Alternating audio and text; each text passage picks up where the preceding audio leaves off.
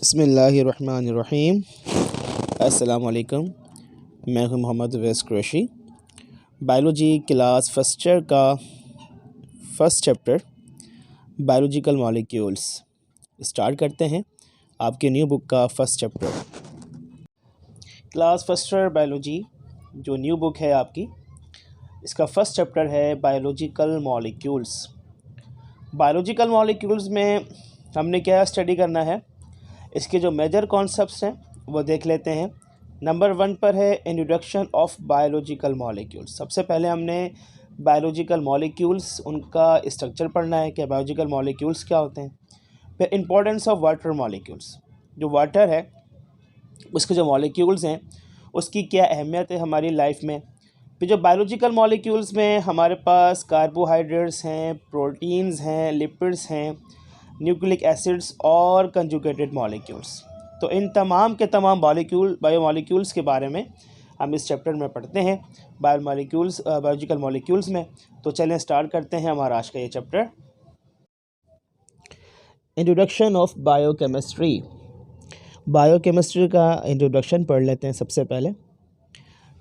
The branch of biology, ये biology की branch है जो कि एक्सप्लेन करती है, बताती है हमें biochemical basis of life is called biochemistry. Biochemistry biology की वो ब्रांच है जिसमें हम स्टडी करते हैं या मालूमात हासिल करते हैं ज़िंदगी की केमिकल्स की बिहाफ पर, केमिकल की बुनियाद पर। जब आप लाइफ को केमिकली समझना चाहते हैं या केमिकली समझेंगे तो आपने बायोकेमिस्ट्री की स्टडी करनी है। फर्स्ट चैप्टर क्लास 9th की नई बुक का है जिसमें उन्होंने बताया है कि लिविंग ऑर्गेनिजम्स, आपने पढ़ा होगा द लेवल्स ऑफ ऑर्गेनाइजेशन। तो वहाँ पर हम यही पढ़ते हैं कि जो ज़िंदगी की शुरुआत है वो एटम से होती है, फिर वो एटम्स में मिलकर मॉलिक्यूल्स, और वो मॉलिक्यूल्स मैक्रो मॉलिक्यूल्स, देन हमारे पास ऑर्गेनल्स बनते हैं और वो प्रोटोप्लाज्म बनाते हैं, फिर हमारे पास सेल बनता है। तो ज़िंदगी की जो शुरुआत है वो केमिकल्स के ज़रिए होती है, केमिकली शुरुआत है हमारी। तो अब जो केमिकल्स की स्टडी है, उन बायोकेमिकल्स की, वो मॉलिक्यूल्स जो लाइफ के अंदर पाए जाते हैं, उन्हें अगर आपने समझना है, उन्हें अगर आपने जानना है तो आपने बायोकेमिस्ट्री की स्टडी करनी है। बायोकेमिस्ट्री इम्पोर्टेंट ब्रांच है, किस हवाले से, उसके कुछ रीज़न्स यहाँ पर लिखे हुए हैं।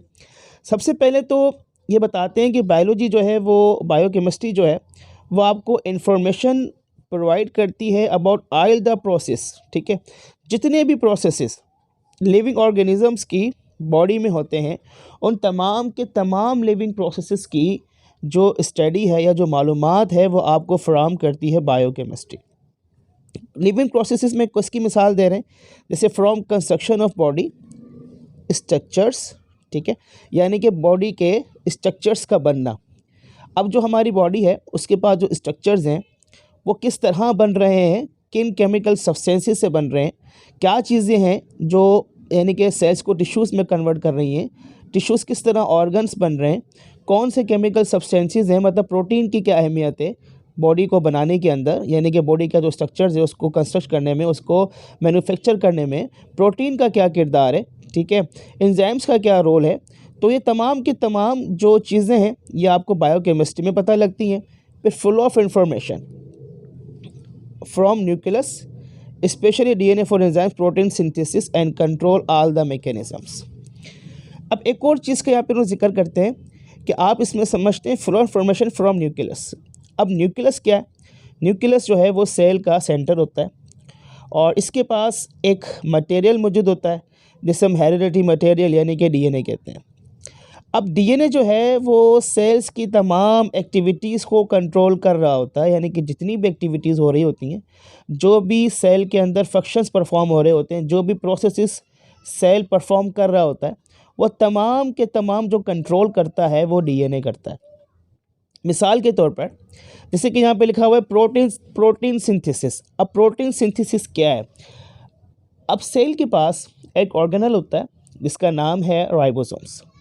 राइबोसोम्स का काम होता है प्रोटीन बनाना। राइबोसोम्स को प्रोटीन फैक्ट्री कहा जाता है क्योंकि वो प्रोटीन्स बनाते हैं।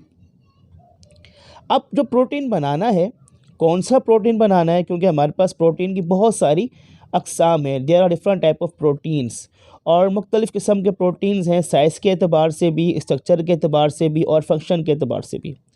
अब कौन सा प्रोटीन बनाना है, ये जो इन्फॉर्मेशन दी जाएगी, ये दी जाएगी न्यूक्लियस के ज़रिए, यानी कि डीएनए के ज़रिए। अब डीएनए ने बताना है राइबोसोम्स को कि आपने जो है वो एक प्रोटीन बनाना है, मिसाल के तौर पर एलानिन बनाना है या सीरीन बनाना है, कौन सा प्रोटीन बनाना है।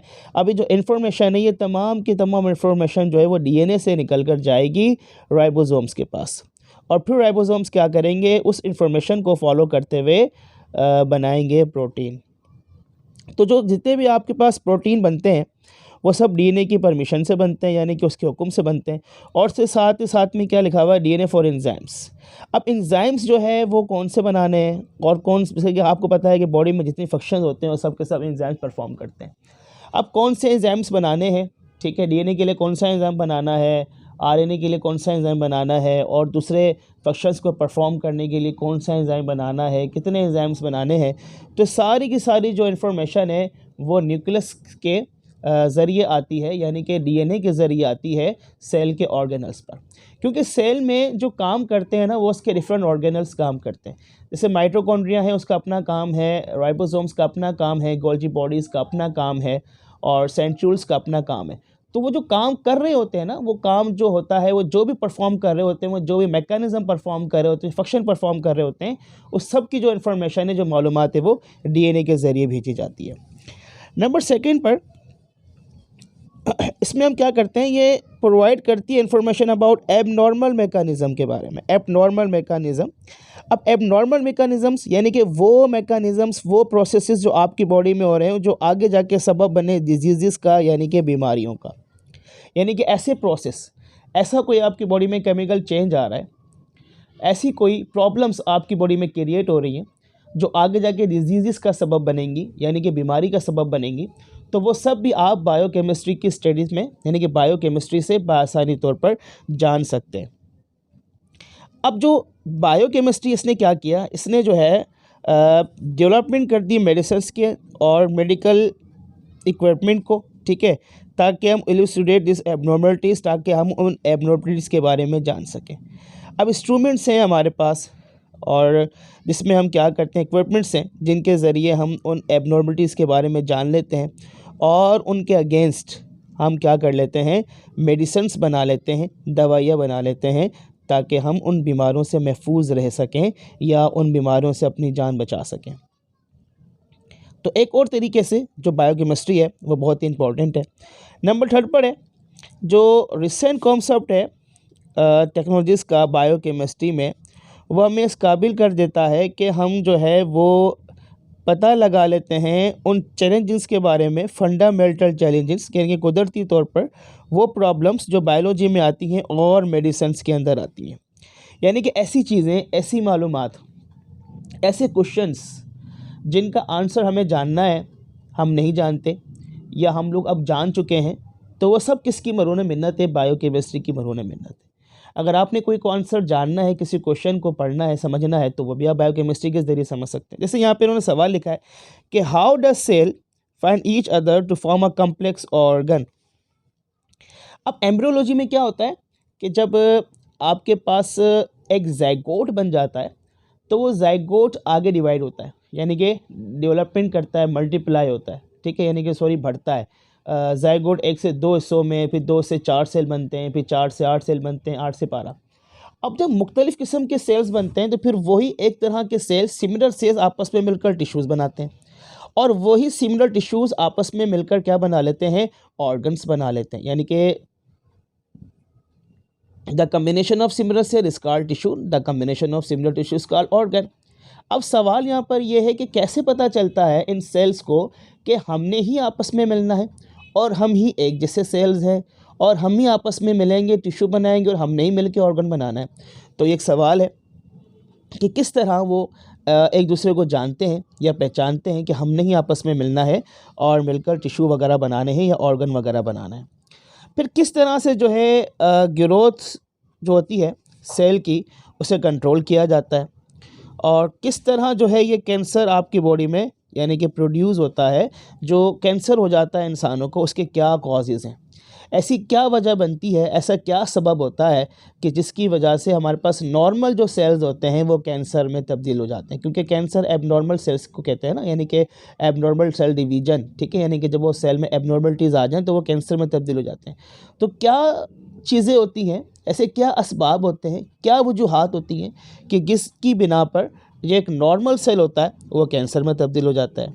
फिर इसी तरह हमारे पास मैकेनिज़्म क्या है मेमोरी का, किस तरह हम चीज़ों को याद रख पाते हैं, किस तरह हम चीज़ों को काफ़ी देर तक संभाले रखते हैं। कि biochemistry only branch of science, सिर्फ बायोकेमिस्ट्री ही एक वो वाहिद ब्रांच है कि जो आपको इन तमाम के तमाम सवालात का जो जवाबात हैं वो प्रॉपर्ली देती है, यानी कि ठीक तरीके से आपको एग्जैक्ट आंसर मिल जाते हैं कि भाई जो एक आम सेल होता है वो कैंसर सेल में किस तरह तब्दील होता है, सेल की जो ग्रोथ है उसको कंट्रोल किस तरह किया जाता है, और सेल्स आपस में एक दूसरे को किस तरह ढूंढते हैं कि हमने ही मिलकर टिश्यू बनाने हैं या फिर ऑर्गन बनाना है।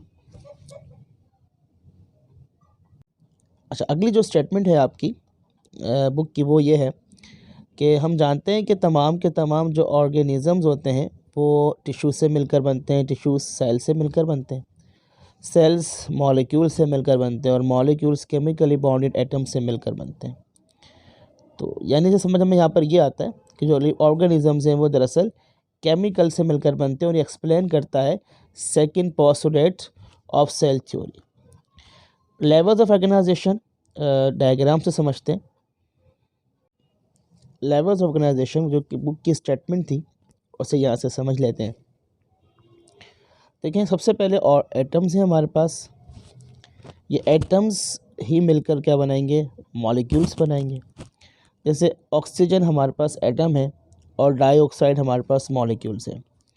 फिर ये मॉलिक्यूल्स मिलेंगे तो बनाएंगे मैक्रो मॉलिक्यूल्स, यानी कि फॉस्फोलिपिड्स वगैरह, और ये मिलकर बनाएंगे सेल। अच्छा देखिए, यहाँ पर सेल से पहले मैं बता चुका हूँ कि एक और होता है जिसे हम कहते हैं ऑर्गेनल्स, ठीक है, ऑर्गेनल का जिक्र नहीं है यहाँ पर। तो सेल से पहले बनेंगे ऑर्गेनल्स जिन्हें हम कहते हैं सब सेलुलर स्ट्रक्चर्स। ऑर्गेनल्स बनेंगे, ऑर्गेनल्स के बाद सेल बनेंगे, सेल फिर आपस में मिलेंगे, the combination of cell tissue बनेंगे, फिर द टिश्यूज़ मिलकर ऑर्गन्स बनाएंगे, ऑर्गन्स मिलकर ऑर्गन सिस्टम, और आखिर में हमारे पास बनेंगे ऑर्गेनिज़म, ठीक है। आखिर में हमारे पास क्या बनेगा, आखिर में हमारे पास बनेगा ऑर्गेनिज़म, ठीक है। तो अब ये जो ऑर्गेनिज़म हमारे पास बना है इसकी जो शुरुआत है वो कहाँ से है, वो एटम से है, ठीक है। और एटम से शुरुआत होने के बाद जब एक ऑर्गेनिज़म बन जाता है, मल्टी ऑर्गेनिज़म बन जाता है, तो उसकी जो शुरुआत होती है ना वो केमिकली ही होती है। तो अब यहाँ से स्टार्ट होती है हमारे पास यानी कि ये हम यहाँ पर वही बात है कि ऑर्गेनिज़म्स जो हैं वो टिश्यूज़ से, फिर टिश्यू सेल से, सेल मॉलिक्यूल से, और वो एटम से मिलकर बनते हैं। तो सेकंड पोस्टुलेट जो हमारे पास है सेल थ्योरी का, उसे ये डिफ़ाइन करता है, उसे बताता है किस तरह।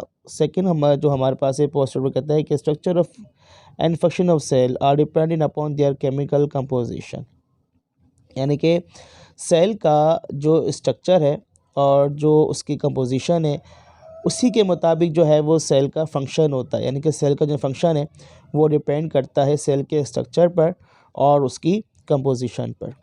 तो इसलिए ये ज़रूरी है कि हम स्टडी करें chemical composition of cell, cell की कंपोजिशन के बारे में, उसके रिएक्शन के बारे में, और इसी तरह जो है वो उसका जो प्रोसेस होता है, जो फंक्शन होते हैं, जो उसके ऑर्गेनल्स काम वगैरह करते हैं, ठीक है, उनके बारे में हम अच्छे तरीके से जानें, पढ़ें, और मेटाबॉलिक एक्टिविटीज़ यानी कि जो मेटाबॉलिज्म वगैरह होता है ऑर्गेनिज़म में उसकी स्टडी हम करें।